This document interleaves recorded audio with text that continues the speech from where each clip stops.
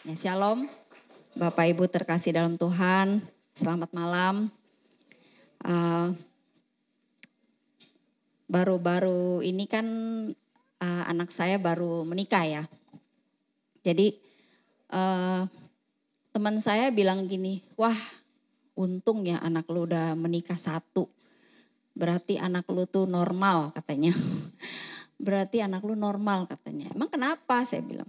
Iya katanya anak sekarang itu nggak gitu mau yang namanya menikah atau membangun hubungan gitu ya. Karena mereka itu sekarang lebih tertarik dengan yang namanya virtual, pacar virtual gitu ya. Nah terutama mungkin yang anak-anak muda di sini ada yang pernah dengar nggak tentang istilah itu? Tentang pacar virtual ya, pakai AI punya gitu loh. Jadi mereka merasa, teman saya bilang begini, anak sekarang itu nggak bisa ngertiin orang katanya, maunya dimengerti. Makanya mereka cari pacar yang mereka merasa bisa ngertiin dia gitu loh. Sebelumnya kita mau lihat satu video dulu ya. Kita mau lihat satu video tentang AI ini gitu. Tentang bagaimana anak muda sekarang itu mereka mencari pasangan lewat belum ya. Ya oke, saya sambil bicara aja ya. Jadi lewat AI itu mereka bisa pilih kamu mau cari pacar yang kepribadiannya kayak apa gitu. Kamu mau yang mungkin orang bule, mungkin orang Korea ya, atau mungkin mau cari pacar yang romantis mungkin ya, yang mungkin kata-katanya lemah lembut, mungkin yang suportif ya. Jadi mereka seneng gitu karena dari situ mereka bisa mendapatkan pasangan yang sesuai dengan kemauan mereka. Nah beda ya kalau pacaran sama orang beneran kan beda ya. Pasti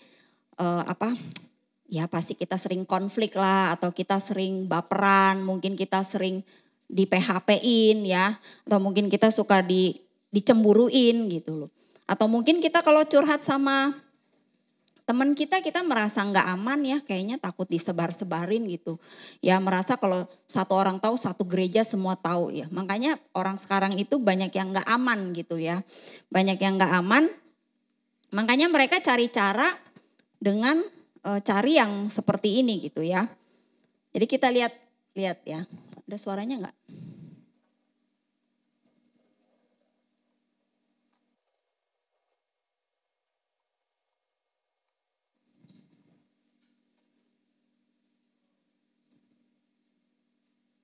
Bisa? Bikin gue takut sih. Sekarang ini udah ada pacar digital bikinan AI yang bisa nemenin lu kayak pacar manusia beneran. Langsung save videonya supaya lu lebih bisa waspada sama hal-hal kayak begini. It was so nice talking to you today. Jadi ini tuh bukan cuma sekedar video animasi. Ini beneran dan lu bisa berinteraksi sama dia. Namanya tuh Digit dan ini adalah AI simulasi pacar yang ngeri banget. Lu bisa tentuin personalitinya mau kayak apa, fisiknya kayak gimana, dan lu bahkan bisa bikin cerita cinta barengan sama dia. Yang lebih uniknya lagi, buat bikin karakternya, mereka tuh kerja sama bareng karakter designer yang udah bikin karakter kayak Mike Wazowski dan Rapunzel. Makanya pacar AI ini tuh punya sense dan serasa kayak manusia asli. Bayangin aja, lu bisa punya pacar yang gak banyak maunya dan bisa ngelayanin curhatan lu kapanpun lu mau. Lu bisa ketemuan kapan aja dan topik pembicaranya pun bisa lu tentuin sendiri. Nah, teknologi dan AI itu menunjukkan kita cara dan sudut pandang yang baru dari sebuah hubungan yang sebelumnya tuh gak pernah terpikirkan. Yang jadi pertanyaannya, apakah AI ini tuh bisa membantu orang-orang yang kesepian atau justru malah menarik mereka jauh lebih dalam lagi dari dunia aslinya dan membuat mereka semakin kesepian? Gimana pendapat kalian? Coba komen di bawah ya. Jujur. Ya, jadi di sini diceritain nih, kamu mau cari pacar mau kepribadiannya kayak apa ya? Dia bisa penuhi gitu. Jadi kalau pacar secara jasmani kita di chat suka dilama balesnya kan. Kalau ini cepet langsung, jadi selalu hadir setiap hari, setiap saat gitu kan. Terus kita mau nanya topik apa aja, misalnya kita mau curhat masalah apa, dia bisa tahu jawabannya gitu. Jadi luar biasa banget memang kayak begini ya. Makanya gak heran orang-orang sekarang itu lebih cenderung untuk mencari yang seperti itu. Ya makanya males gitu kadang kalau urusan gereja, males lah. Udah kayak seperti tawar hati gitu karena merasa banyak dramanya lah mungkin atau di dalam komsel banyak dramanya gitu loh ya. Nah tetapi kalau kita mau ngerti ya sebenarnya malam hari ini saya mau bicara tentang mengenali tipe kepribadian kita ya. Bahwa setiap kita itu pribadinya tuh unik gitu loh. Ada macam-macam kepribadian tuh yang Tuhan berikan kepada kita. Ya, kepribadian kita kan bisa dibentuk lewat mungkin pola asuh orang tua, lingkungan kita, ya mungkin dari budaya. Nah, itu yang mempengaruhi kepribadian kita. Nah, Tuhan itu ciptain kita itu unik gitu loh. Ciptain kita itu dengan berbagai macam kelebihan maupun kekurangan. Ya, jadi namanya kita manusia, nggak ada yang bilang 100% orang ini paling benar, paling pinter, paling jago.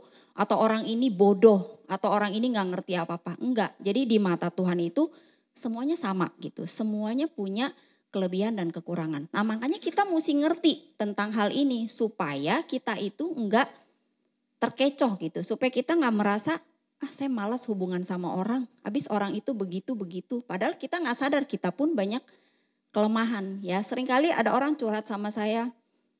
Si ini begini ya, orangnya begini. Nah, satu orang lagi curhat sama saya juga begini. Iya, si ini orangnya begini-gini. Mereka berdua saling ngomongin satu dengan yang lainnya. Padahal kalau mau dibilang setiap kita itu yang ada yang sempurna. Memang setiap kita punya kelebihan dan kekurangannya. Ya, tinggal kita gimana kenalin gitu loh. Apa yang menjadi kelebihan kita, apa yang menjadi kekurangan kita. Nah, sebenarnya memang Alkitab ada nggak ngomong tentang kepribadian ya, secara spesifik memang nggak ada ya. Nggak ada ayatnya tentang kepribadian itu. Tapi kita lihat, nah Tuhan itu kasih sifat orang kan, kalau dari Alkitab itu kita bisa lihat, oh si Daud orangnya mungkin melankolis ya, orangnya lemah lembut gitu ya, orangnya sangat puitis gitu loh kan. Atau mungkin kita lihat Paulus orangnya kan rasul ya, jadi kalau ngomong agak keras, agak tegas gitu kan. Atau mungkin siapa lagi, mungkin Yusuf dan lain sebagainya. Itu mereka, Yakub dan Esau, mereka semua kepribadiannya saling berbeda-beda. Nah, Tuhan ingin kita, setiap kita yang ada di dalam tubuh Kristus, di dalam gereja itu ngerti gitu loh, bahwa setiap kita itu punya kelebihan dan kekurangan masing-masing ya. Jadi Tuhan merancang kita itu ada di dalam satu gereja lokal, di dalam satu komsel, ya supaya kita saling melengkapi gitu ya. Nah, tetapi yang terjadi itu banyak juga komsel yang karena enggak mengerti akhirnya mungkin terpecah belah ya, di dalam gereja, mungkin di dalam pelayanan. Karena kita enggak ngerti tentang tipe kepribadian ini, jadi kita memilih untuk ya udahlah, sudahi aja gitu kan. Nah, akhirnya kita juga sibuk merubah orang lain gitu ya. Mungkin contoh kita yang mungkin orangnya gesit, orangnya cepet gitu ya. Kita nuntut orang juga untuk sama seperti kita. Padahal tipe orang kan beda-beda ya. Ada orang yang memang lebih lebih lamban gitu ya. Ada orang memang cepet gitu loh. Nah, kalau kita nggak mengerti ini, kita paksa orang terus untuk ngikutin kita punya gaya gitu. Nah, itu yang akhirnya menjadi persoalan ya. Dalam Efesus, kita buka dalam Efesus 4 ayat 11. Kita baca sama-sama 2-3. Dan ialah yang memberikan baik rasul-rasul maupun nabi-nabi, baik Injil maupun gembala-gembala, dan 12.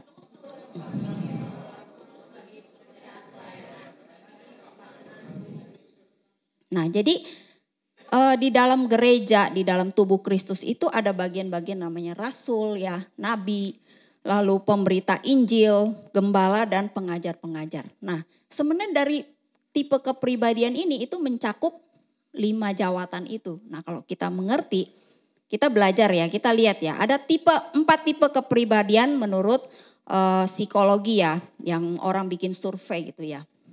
Nah, ada 4 tipe kepribadian yang sebenarnya kalau mau di breakdown lagi banyak ya, tapi yang umumnya itu seperti ini ya. Kita lihat ya, ada tipe sanguin ya. Tipe sanguin tuh dia tipikalnya orangnya sangat aktif, sangat seru ya, orangnya sangat fun gitu kan. Kalau tipe koleris biasanya tipenya yang agak keras gitu ya, agak gampang emosi biasanya gitu kan, ada gambarnya gitu kan. Lalu yang melankolis biasanya orangnya suka ya melo, tau kan orangnya suka gampang baperan gitu loh. Nah, lalu yang plekmatis itu dia orangnya lebih santai, lebih damai, lebih pembawa damai gitu. Nah, jadi ada 4 bagian ini gitu ya.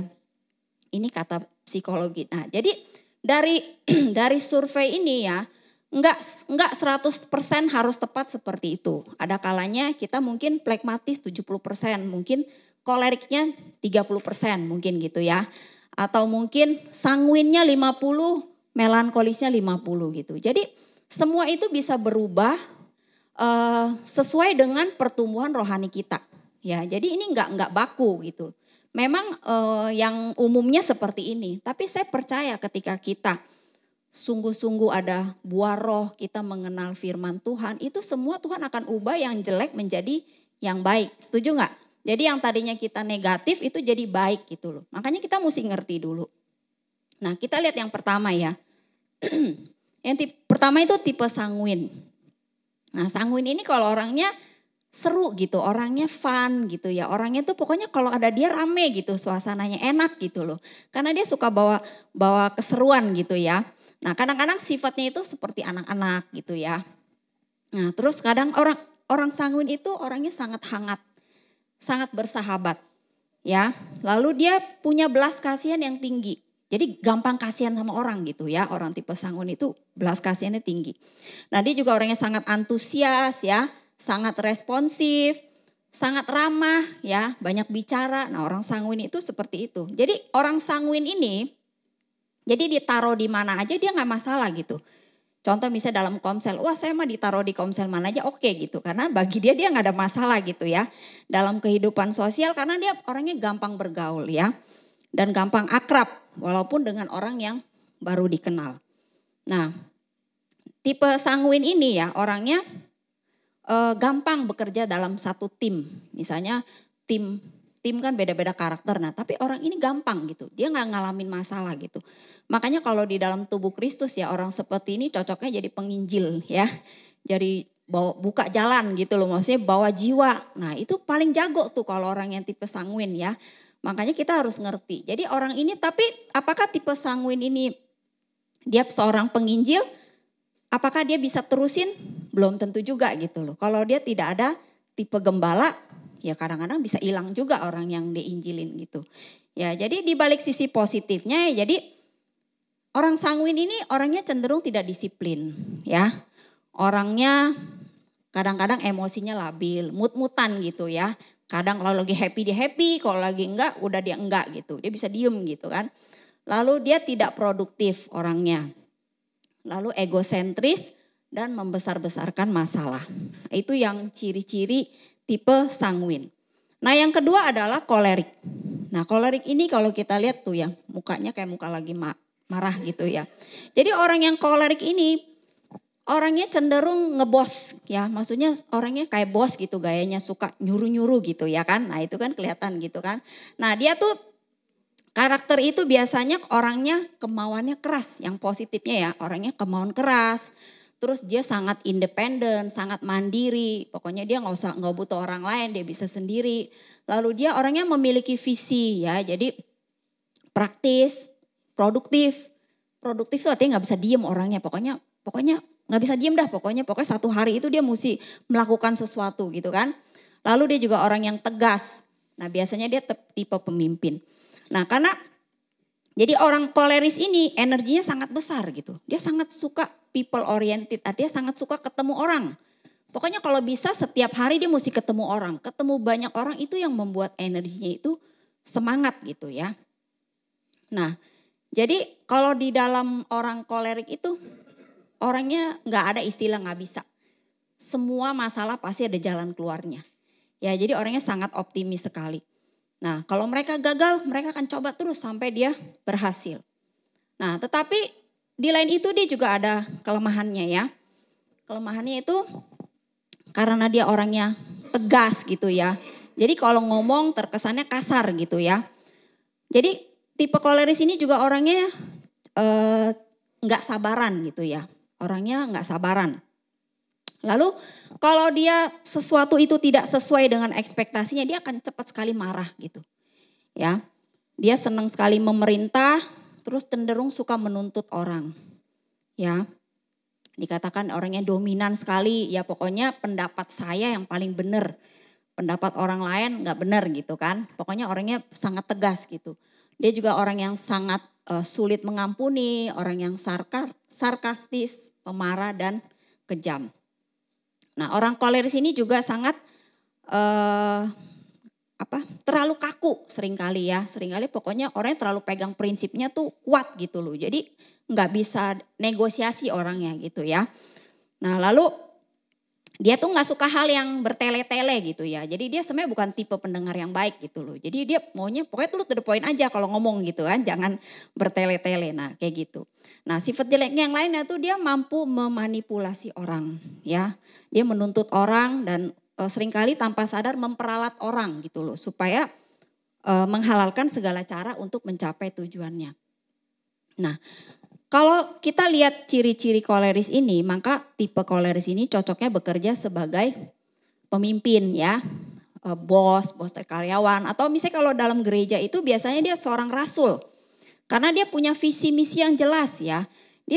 Jadi kalau di dalam gereja orang-orang seperti ini cocoknya jadi rasul. Mengembangkan komsel, bangun komsel dan lain sebagainya. Karena dia punya orangnya sangat efisien gitu ya. Orangnya sangat punya visi. Nah lalu yang ketiga adalah tipe melankolis. Melankolis itu lihat gambarnya ya, mukanya sedih gitu loh. Jadi tipenya tuh orangnya suka baperan gitu loh ya. Mungkin suka sensitif, mungkin orang bilang sensi gitu ya. Jadi orang yang tipe ini suka denger lagu-lagu yang mellow ya. Lagu-lagu yang mendayu-dayu gitu ya. Lagu-lagu yang pokoknya sedih-sedih kayak gitu, dia demen tuh kayak gitu ya. Nah kalau ngomong bahasanya kayak bahasa puisi. Ketika dia berbicara itu indah sekali kata-katanya itu dia bisa merangkai dengan indah. Yaitu tipe seorang melankolis. Nah orang melankolis ini dia orangnya sangat analitis. Ya sangat berbakat. Nah dia sangat perfeksionis, tekun, disiplin dan rela berkorban. Ya jadi itu kelebihannya orang melankolis ya. Dia itu orang yang sangat serius gitu loh. Jadi orangnya nggak suka bercanda-bercanda gitu. Jadi kalau di dalam komsel pun serius orangnya. Jadi sungguh-sungguh gitu loh kelihatannya ya. Jadi dia nggak mau yang bercanda-bercanda begitu gitu loh. Nah orang seperti ini ya biasanya nggak nyaman kalau berada di lingkungan yang menurut dia itu nggak pinter gitu loh. Kadang dia kalau ketemu orang lingkungan yang ngomongnya bertele-tele, ngomongnya itu kayak nggak bermutu. Nah dia nggak suka gitu di dalam lingkungan seperti itu. Ya kemarin kita juga ada bahas ya di salah satu komsel. Katanya iya orang ini itu katanya pernah di komsel di sini. Tapi dia tuh merasa nggak cocok karena mungkin karena dia pembahasannya tuh udah tinggi gitu ya. Udah tingkat dewa gitu ya orang bilang. Jadi kayaknya ngomong sama lu gak nyambung gitu mungkin ya. Jadi dia rasanya males gitu. Nah tipe-tipe melankolis tuh kayak begitu. Jadi susah sekali untuk cocok sama orang. Ya jadi pilih-pilih orang gitu ya. Jadi orang melankolis ini biasanya juga antisosial gitu ya. Biasanya mereka malas bergaul. Pokoknya temennya cuma sedikit tapi bermutu gitu dia prinsipnya gitu. Daripada banyak temen tapi gak ada yang bermutu gitu. Nah itu ciri-ciri orang yang melankolis. Nah kejelekannya tipe melankolis ini adalah dia itu gampang murung ya, gampang sedih. Terus dia tuh suka pembalas gitu kan. Berpusat pada diri sendiri. Lalu berpikir negatif ya. Kurang bermasyarakat, perasa dan teoritis. Jadi orang melankolis ini sukanya pakai perasaan gitu, pakai feeling ya. Nah biasanya kalau di dalam kitab pelayanan di gereja itu yang suka pakai perasaan siapa? Tim-tim ya, profetik nih biasanya pakai feeling gitu loh, pakai perasaan gitu loh. Jadi suasana itu gampang dipengaruhi oleh hatinya itu gampang dipengaruhi oleh perasaannya. Ya, jadi karunia kenabian juga masuk di dalam melankolis. Karena kalau seorang nabi itu biasanya gampang merasakan kalau orang sedih dia cepat sedih gitu. Orang senang dia juga bisa senang gitu loh. Nah, ini ciri-ciri orang kalau di dalam gereja ya, biasanya di kenabian, orang nabi dan tim profetik. Ya, tim profetik, tim pujian penyembah. Nah lalu yang keempat adalah plekmatis ya. Plekmatis ini orangnya easy way, artinya gampangan orangnya. Pokoknya orangnya itu sangat cinta damai gitu ya. Dia itu netral gitu. Dia sama siapa aja dia nggak mau ada konflik. Dia tidak mau memihak satu dengan yang lainnya. Ya, dalam kehidupan sosial dia menjadi seorang pendengar yang baik. Nah, tadi beda kebalikannya sama koleris. Kalau koleris itu nggak bisa jadi pendengar yang baik karena dia nggak sabaran. Tapi kalau flegmatis dia seneng gitu loh. Dia seorang pendengar yang baik. Nah, kelebihannya itu dia orangnya stabil, orangnya tenang, orangnya kalem, dia sangat sistematis, orangnya efisien, dapat diandalkan, tenang, tidak gampang dipengaruhi. Maksudnya tuh tidak gampang dipengaruhi itu dia itu nggak peduli omongan orang, tapi kalau dia rasa hatinya yang benar, ya udah dia nggak gampang dipengaruhi gitu. Dia nggak mudah percaya sama orang ya. Nah, jadi kalau dilihat kekurangannya itu kita lihat dia itu orangnya gampang khawatir ya, orangnya tuh penakut ya, terus suka nunda-nunda, tidak punya motivasi, cari aman sendiri, tidak tegas, kikir dan egois. Nah itu kejelekannya. Nah biasanya di dalam gereja itu tugasnya itu biasanya gembala, pengajar dan guru ya, paling cocok karakter ini gitu. Nah, jadi kita lihat di sini kita belajar ya bahwa setiap kepribadian kita itu beda-beda gitu ya. Kita semua punya kelebihan kekurangan ya. Nggak ada yang pragmatis lebih bagus, kolerik lebih bagus atau melankolis atau apa. Semuanya sama nih. Kalau kita lihat ada plus minusnya. Jadi jangan ada satupun yang diantara kita tuh merasa saya yang lebih hebat ya. Kita yang lebih hebat. Karena bayangin gak, saya melihat Tuhan itu begitu luar biasa ya. Kadang di dalam komsel. Pernah bayangin gak kalau di dalam komsel itu isinya kolerik semua. Kolerik semua, semuanya mau mimpin, semuanya mau ngatur, semuanya mau tegas, mau produktif. Nah, pasti juga kacau kan, nggak bisa kan. Nah makanya tiap komsel itu pasti deh ada orang-orang yang memang kolerik, ada orang yang melankolis ya, ada orang-orang yang flegmatis dan sanguin. Nah jadi justrulah di dalam komsel itu kita belajar karena firman Tuhan bilang besi menajamkan besi, manusia menajamkan manusia. Kalau kita tidak ada dalam komunitas, kita tidak akan bisa dibentuk ya. Jadi kita lihat ya, kalau di dalam komsel juga misalnya, semuanya melankolis. Ya, semuanya tuh mageran. Enggak mau ngapa-ngapain, pokoknya begitu-begitu aja. Ya itu komsel juga enggak akan jalan kan. Kan harus tetap ada yang dorong dong, harus ada kolerik yang dorong gitu kan. Tapi kalau semuanya mellow, semuanya baperan ya itu bubar lah itu komsel pasti gitu kan.